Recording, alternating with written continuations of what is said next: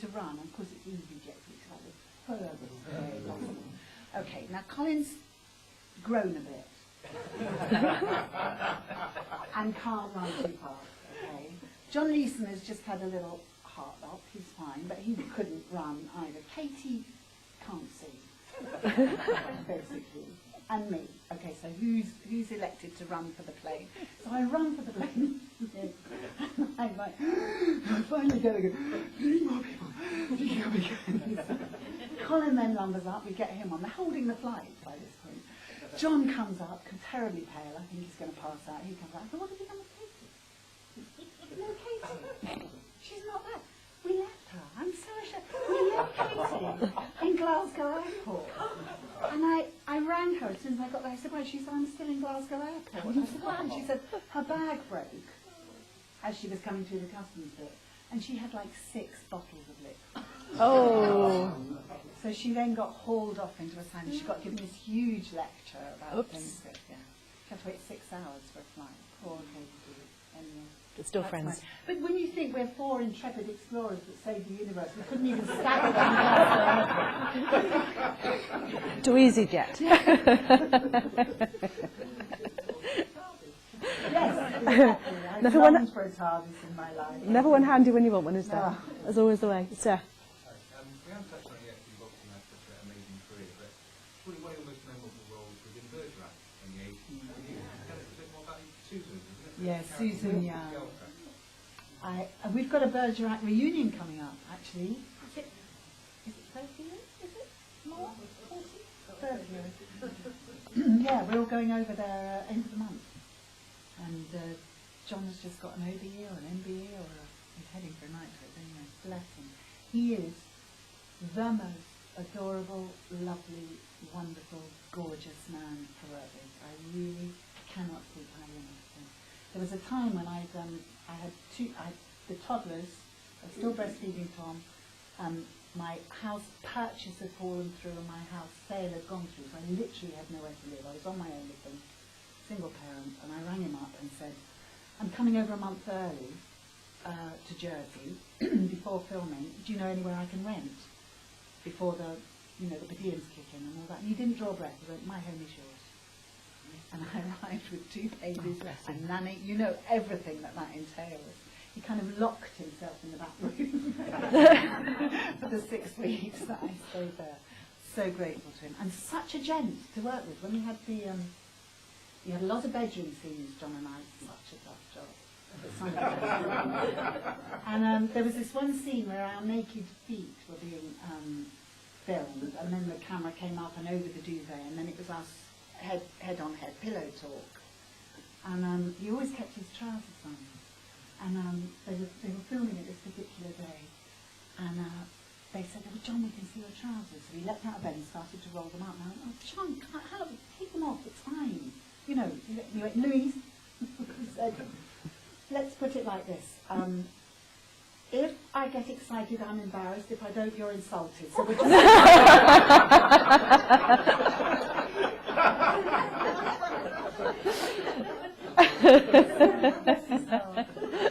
Oh.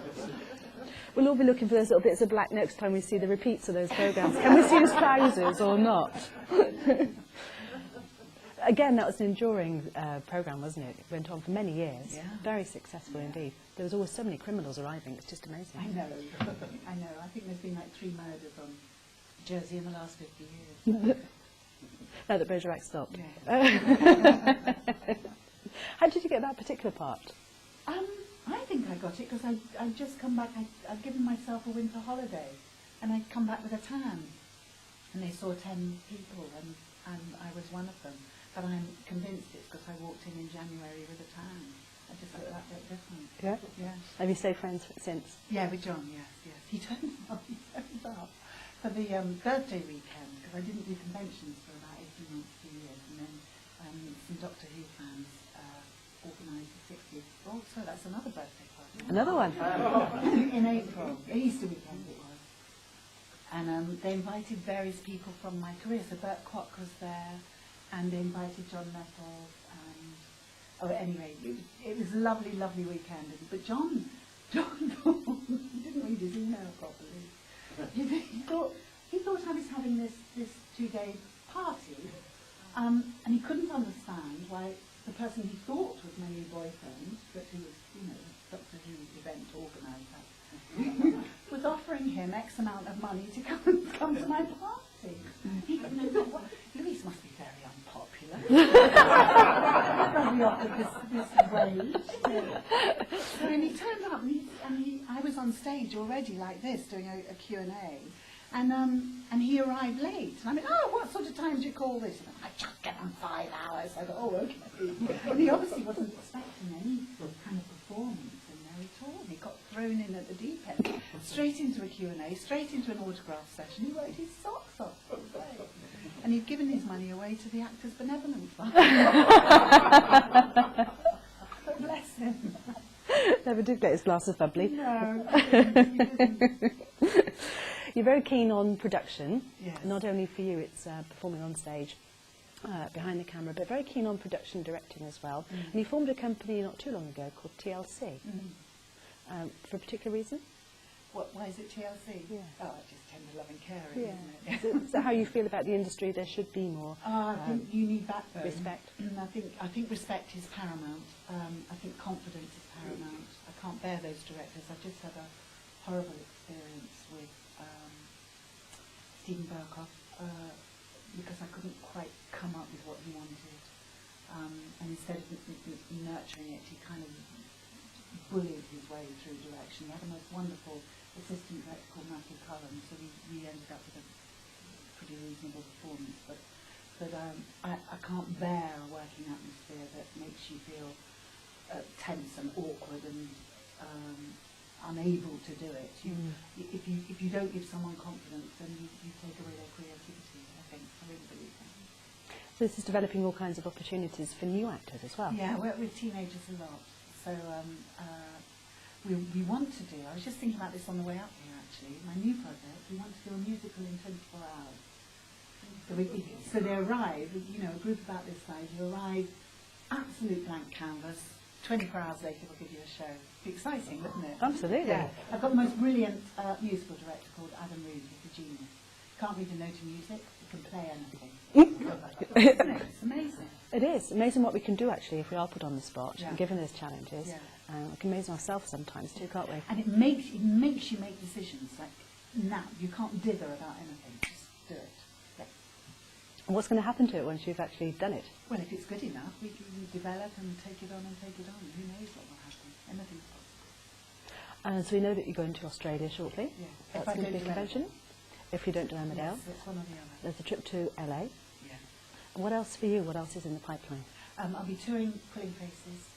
I'm co-writing a play called My Gay Best Friend at the minute, which we hope to take to Brighton Festival and maybe Edinburgh. I've never done the Edinburgh Festival, so that's on my list. That's on my list of to-do things. Any other things that you'd love to have on your top 20 things to do? I would love to do a major movie. I've never done that's eluded me, so that would be really nice. I've just done a little short with Mark Gatiss called Cleaning Up, which hopefully will be developed into a major movie. So I'm holding my breath on that one. Mark Gatiss, he's such a brilliant man. Do you know who I mean, Mark Gatiss? League of Gentlemen. He wrote the last Doctor Who. Yes. Yes, and he co-wrote that as well. So he's very prolific. Absolutely. Is there anything you wouldn't do if someone was to offer you a part? Anything you wouldn't do for the art? In East End, I think it's part of the reason they let go of me from East Enders. They said, I just got wind of the fact that they've got this storyline evolving where my daughter was going to get pregnant by a black man and I was going to get very racist about it. My eldest boy is half West Indian, and I just went, no. And I went to see the producer and he said, we haven't written it yet. And I went, let's just nip it in the bud then, shall we? But nobody's bigger than the programme, and I think that was the beginning of kind of where I don't think they thought I might be a troublemaker in there.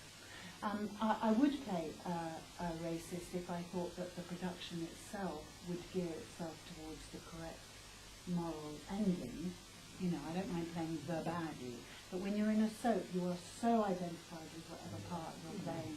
It's a whole different territory on being there. I got people writing to me going, what should I do this Christmas? My father-in-law wants to come and we don't get on at all, and I think, and you seem to handle your. I do. My family's as dysfunctional as anybody's, you know. It's not. But they absolutely thought I was Rosa, and that Rosa had all the answers, and it's a whole different area. It's a little bit scary sometimes how people will actually look at soaps and you know they're a soap, they're a drama, they're on TV, but because it's on TV, you must be true. I remember talking with Josephine Tewson, Keeping Up Appearances, some time ago, and she was in a supermarket near her home, and she was paying at the checkout for some food when a lady came up and started giving her some verbal abuse, and then started whacking around the elbows and the arms with her carrier bag of food, because she'd, in a play she'd been in, she'd just had an affair with the next door neighbour's wife, husband. How dare you do this? My husband's just done that to me. You don't know what it's like. I was acting, but she wouldn't have it. She had to be escorted out of the supermarket, and Josephine Tewson was taken to safety in another direction. The woman just believed the character. That's on a play. That's really scary. It is, isn't it? So has anyone come up to you and asked you about what it's like on the other side of the universe because of being in Doctor Who? When in Bergerac I had an affair outside of the relationship, I did have women stopping me going, how can you do that to Jim? How could you? Well, he was off with Lisa Goddard, wasn't he? It's the time to get your own back. Yes. Anyone then would like to ask a general question to Louise? Can I just ask one more about Doctor Who? Go on then. I know that you were asked a few years after you left to go back by the next producer, John Nathan, Yeah. to sort of ease the change over from Tom to the David thing. Tell us a bit more about that. Well, it's one of the big regrets, one of the what ifs that I let escape me. In retrospect, I should have gone back for the whole season. Do you know how it would have worked or how? Yeah. You know, nothing. Didn't get that far. I said I'd do 2 stories. They wanted more Last then. week, yeah, they wanted the whole. JMT wanted the whole season. Yeah. So I said no. Mind you, maybe Tanko wouldn't have happened then. Maybe they would kind of coincide. Absolutely.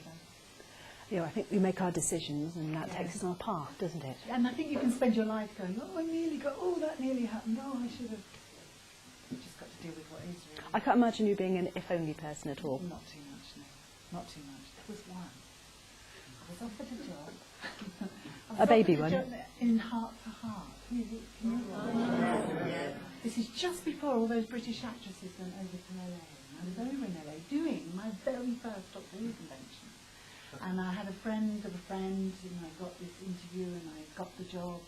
But I was committed. I had signed for a job at Bristol Old Vic, and I was very, very moral and very proper and very correct. And I honoured my commitment instead of wriggling out of it and getting this, big break in LA. Really. So you don't regret it? No, well, It happened. yeah. Life moves on. Yes.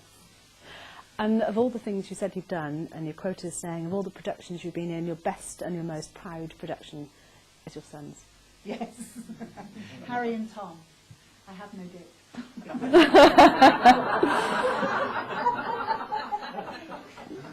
Yeah, they are. They've done the absolute. They've given me the absolute best and the absolute worst and the absolute most wonderful. Life. Stephanie Beach said of her children. She said, my life would be. My kids have ruined my life, and my life would be ruined without my children. And you kind of think that kind of sums it up in a way. I mean, I wouldn't say mine have ruined my life, but there have been times. I think we have quite a few parents in the audience. Teenage boys, I tell you. I never thought I'd be saying it, but I just think we needed a dad in there that wasn't going to want to debate it afterwards, or that they wanted someone to come in with a bit of a stronger approach than I had. Such a softie. Useless. So what are you going to be? Will there be a man in your life? Now? No.